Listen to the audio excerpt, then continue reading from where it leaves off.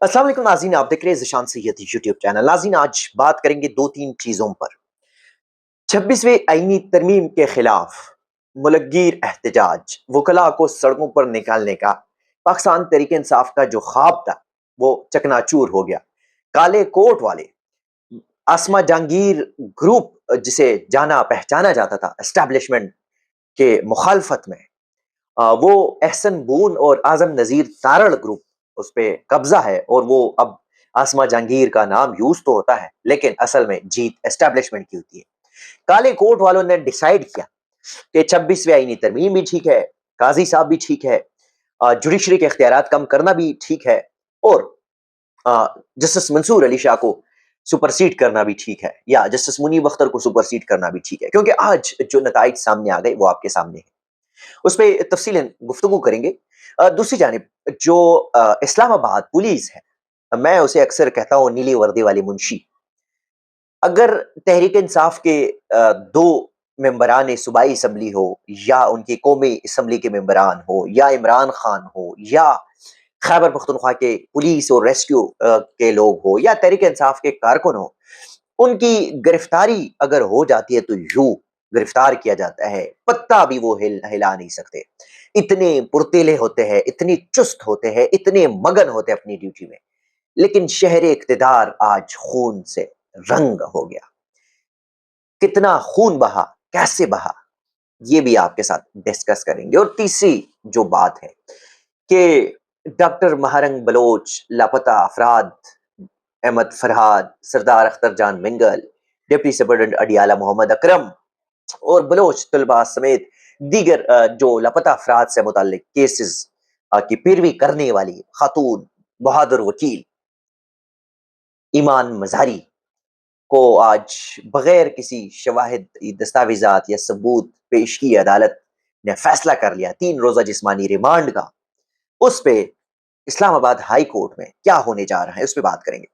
सबसे पहले बात करते हैं कि 26वें आईनी तरमीम आई तो मुल्क के वकला ने, इनके आने से पहले जुडिशल रिफॉर्म्स की बात हो रही थी, तो बड़े बड़े वकला की चीख पुकार थी, नारे थे, हम ये करेंगे, हम वो करेंगे, हम नहीं मानेंगे, एक्सटेंशन नहीं मानेंगे, जुडिशल इख्तियारात नहीं मानेंगे, तकसीम नहीं करेंगे, फला करेंगे, डिंगा करेंगे, ये करेंगे, वो करेंगे। और फिर आज जो क्या वो सामने है। सुप्रीम कोर्ट बार के इंतखाबात होने थे और यहाँ पे दो ग्रुप्स हैं बड़े ओपनली, और कब से आ रहे हैं। मोहतरमा मरहूमा आसमा जहांगीर ग्रुप और हामिद खान ग्रुप। आल दो कि ये दोनों पहले पॉलिटिकल नहीं थे, लेकिन फिर हामिद खान ने पीटीआई ज्वाइन की और फिर बड़े अरसे तक, अराउंड 2010 से लेके आज तक, ये पीटीआई के साथ वाबस्ता है। ये भी अलग बात है कि हुकूमत में हामिद खान साइड पे थे। जिस वक्त काजी के खिलाफ रेफरेंस आया था, हामिद खान काजी का वकील थे, काजी के खिलाफ साथ थे और हुकूमत के खिलाफ खड़े थे।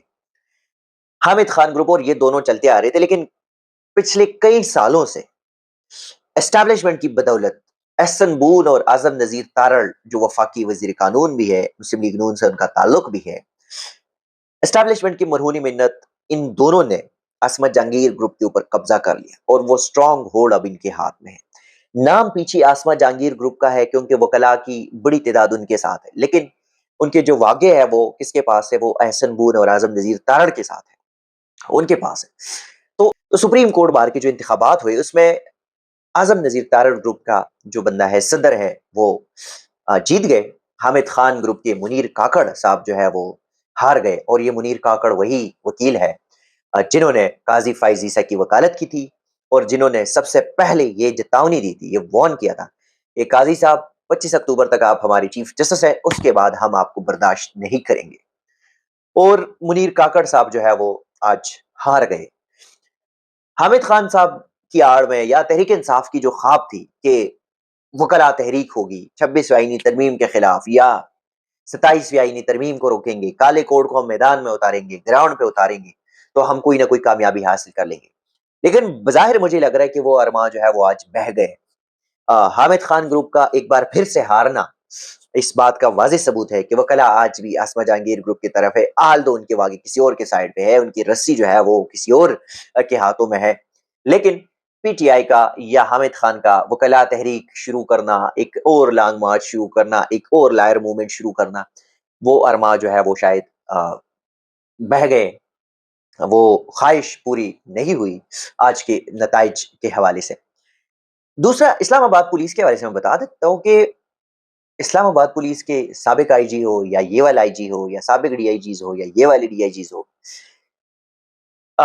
2022 سے، خاص کر 10 اپریل 2022 کے بعد جب سے عمران خان کی حکومت گئی ہے، تو اسلام آباد پولیس کو کوئی بہانہ چاہیے پی ٹی آئی کے اوپر کریک ڈاؤن کا، پی ٹی آئی کو لگام ڈالنے کا، پی ٹی آئی کو اندر کرانے کا، پی ٹی آئی کے کارکن سے لے کے رہنما تک جیلوں میں ڈالنے کا، ان کے اوپر تشدد کرنے کا کوئی بہانہ انہوں نے ہاتھ سے نہیں جانے دینا، اور ان کا پورا فوکس پی ٹی آئی کے اوپر ہے۔ شہر اقتدار گیا بھاڑ میں، شہر اقتدار جو ہے وہ اس پہ جو کرائم سین ہے، کرائم ریشو ہے وہ بڑھتا گیا، جو چور ڈکیت ہے، بطخور ہے، ان کی رحم و کرم پہ ہے۔ جس طرح پاکستانی اسٹیبلشمنٹ سیاست میں گھسی ہے اور ملک کی جو سیکیورٹی کے حالات ہے وہ یہی ہے، دہشت گرد ہے، طالبان ہے، کیا کیا ہے، بی ایل اے ہے، آل دو کہ پس پردہ ان کی سپورٹ حاصل ہے، لیکن سیاست پہ فوکس کر کے تو ملک کی جو سیکیورٹی کا استحکام کا جو مسئلہ ہے وہ اسی وجہ سے بڑھ گئی۔ اسی طرح اسلام آباد پولیس نے بھی پی ٹی آئی کے اوپر فوکس ہے کہ پی ٹی آئی کی کسی کارکن نے کب ہلنا ہے، کب اس طرح ہونا ہے، کب اس طرح ہونا ہے، کب پارلیمنٹ سے گرفتار کرنا ہے، کب ہائی کورٹ سے گرفتار کرنا ہے، کب فلاں کو گرفتار کرنا ہے، اور پھر شہر اقتدار دوسرا کراچی بن۔ آج کے دن 4 واقعات ہوئے ڈکیتی کی بات، G9 میں، G14 میں اور دیگر، آئے بندے کو گولی ماری گارڈ کو اور پیسے اٹھا کے لے گئے بینک کے سامنے سے۔ 2 واقعات تو بینکوں والے آ گئے۔ اسی طرح جو چھوٹے چھوٹے ایسے بھی معاملات ہیں جو ابھی رپورٹ بھی نہیں ہوئی، یا پولیس جان بوجھ کر وہ میڈیا کو لیک نہیں کرنا چاہتے، یا میڈیا کو خبر نہیں آنے کی کوشش کرے، کیونکہ ان کی پوری جو فوکس ہے وہ تو پی ٹی آئی ہے۔ اسلام آباد کے اندر کیا ہوتا ہے؟ ڈاکے ہوتے ہیں، چوری چکاری ہوتی ہے، کرپشن ہوتے ہیں، بطخوری ہوتے ہیں، قتل ہوتا ہے، جو بھی ہو، اس کا کیا کام؟ علی رضا صاحب جو آئی جی صاحب ہے، اور یا جو ڈی آئی جی صاحب ہے، اور یا جو باقی ہے، ان کا کیا کام ہے؟ وہ تو اسلام آباد کے اندر پرامن شہر جاننے والے اس شہر اقتدار کے اندر تو وہ ویسے بھی بلٹ پروف گاڑی میں جو ہے وہ گھومتے پھرتے ہیں، پھر ان کا کیا کام ہے؟ انہوں نے تو ویسے بھی شہباز صاحب اور پتہ نہیں نقوی صاحب اور پتہ نہیں کس کس کے احکامات ماننے ہیں، جوتے پالش کرنے ہیں، ان کی نوکری تو اس کے لیے ہے۔ ریاست بھی گئی بھاڑ میں، ریاست کے جو لوگ ہیں وہ بھی گئے بھاڑ میں، شہر اقتدار کے جو پرامن یا جو امن نقص امن ہے یا جو بھی چیز ہے وہ سارا کچھ گیا بھاڑ میں۔ پولیس کا فوکس ہے پی ٹی آئی کو ڈاؤن کرنا، پی ٹی آئی کو زمین کے اندر گاڑنا، پی ٹی آئی کو دیوار کے ساتھ لگانا اور چن چن کے مارنا، گرفتار کرانا، باقی شہر اقتدار کا جو ہونا ہے ہوتے رہے۔ تیسرا جو معاملہ ہے وکیل ایمان مزاری کا، پروٹوکول پروٹوکول پروٹوکول سے ہم نے دیکھتے آ رہے ہیں، لیکن پروٹوکول کا جو اس بار ہم دیکھتے ہیں کوئی انتہائی ضلالت۔ شہر اقتدار کو آپ ہمیشہ دیکھیں گے یہ شہر اقتدار نہیں، کوئی کنٹینرستان ہے، کوئی پروٹوکلستان ہے، پتہ نہیں کوئی فلاں ہے، ڈنگا ہے۔ میرے خیال میں سری نگر میں بھی اتنی چیک پوسٹ ہے اور اتنی رکاوٹیں نہیں ہوتی جس طرح اسلام آباد میں ہوتی، اور ماشاء اللہ سے پاکستانی قوم اتنی غیرت مند، اتنے خوش اخلاق، اتنے شائستہ، اتنے امن پسند، کہ چپ بھی، چپ، کوئی بات نہیں بولے، کچھ بھی نہیں بولے، اپنے حق کے لیے بھی کچھ بھی نہیں بولے۔ ایمان مزاری نے یا ان کے ہسبینڈ نے اس دن کہا سڑک کھول لیں، وہاں بھی پولیس نے گالیاں دی، ہم میں سے کسی نے رپورٹ نہیں کیا، پولیس نے بیریئر پھینکا، ہم میں سے کسی نے رپورٹ نہیں کیا۔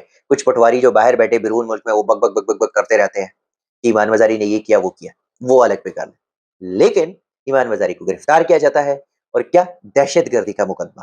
پھر جج صاحب ماشاءاللہ ان کی قابلیت کو تو سلوٹ، صرف وہ نہیں، انسداد دہشت گردی عدالت کے جج ابو الحسن ذوالقرنین اور طاہر عباس سپرا، دونوں اسٹیبلشمنٹ کے وہ چہیتے، وہ لاڈلے پھول ہے کہ ایم این ایس تک کی 8 دن کی جو ہے وہ جسمانی ریمانڈ دے دیتے، اور پھر ہائی کورٹ کے جو چیف جسٹس عامر فاروق صاحب ہے، جن کے اوپر کھلا الزام ہے، جو بدنام ہے بیچارہ، وہ بھی سر پکڑ کے بیٹھ جاتے کہ یار یہ جج صاحب کر کیا رہے ہیں۔ اسی طرح ایمان مزاری کو آج بغیر کسی شواہد کی، بغیر کسی ادھر ادھر کی چیزوں کی، کچھ ایویڈنس پیشی کی، کیا کرنا ہے؟ فرانزک کرنا ہے، 30 دن چاہیے۔ اور بھائی ویڈیو موجود ہے تو پھر کس چیز کی فرانزک کرنی ہے؟ اور آپ چاہتے کیا ہے؟ اچھا، جج نے یہ بھی نہیں پوچھا کہ اس ویڈیو میں 788 کا مقدمہ کہاں سے لگتا ہے، کاری سرکار میں مداخلت کا ہو سکتا ہے، 788 کا کیا مذاق بنایا ہوا تم لوگوں نے؟ لیکن جج صاحب کو بھی اللہ نے یہ ہمت و توفیق نہیں دی، اور پھر 3 روزہ جسمانی ریمانڈ دے دیے۔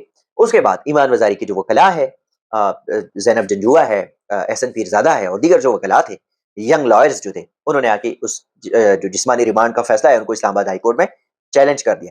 اب اسلام آباد ہائی کورٹ کا ڈویژن بینچ کل یہ کیس سنیں گے، فیصلہ کریں گے کہ اس کو ٹرائل کورٹ کے فیصلے کو کالعدم قرار دیتے ہیں، سسپینڈ کرتے ہیں، یا کیا کرتے ہیں۔ تو وہ ہم پھر آپ کے ساتھ کل ہی انفارمیشن شیئر کریں گے۔ ناظرین، یہ تھی آج کی اپڈیٹس، اپنا فیڈ بیک ضرور دیجیے گا اجازت، اللہ حافظ۔